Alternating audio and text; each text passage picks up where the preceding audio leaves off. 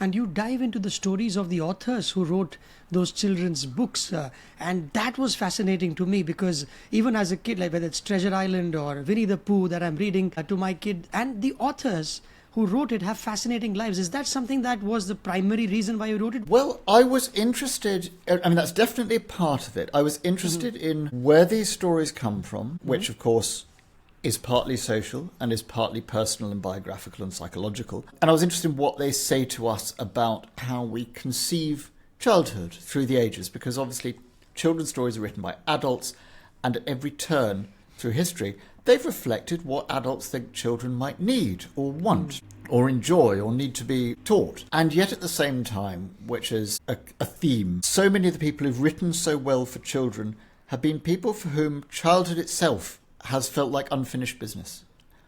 And that's meant that very often, the greatest children's writers have been people who've been almost trying to write a compensation for the sadness they've experienced in their own childhood. If they had a rotten childhood, they try and write an idea of childhood that's somehow going to kind of re-enchant what they missed out on. Or that's, sometimes the people who had wonderful childhoods but found it very hard to grow up and didn't thrive in the adult world. So people like Kenneth Grahame, the author of The Wind in the Willows, who really had a very idealised memory of his own childhood, but he struggled with adult life, and he kind of creates this golden afternoon in The Wind in the Willows, which is a sort of escape or refuge from adult life. So often you find that these people are unusual psychologically. They're not all. They don't. I don't want to suggest that you have to be kind of mentally traumatized to write well for children. There are lots of very well balanced children's authors, but certainly it's a theme in a lot of them that childhood itself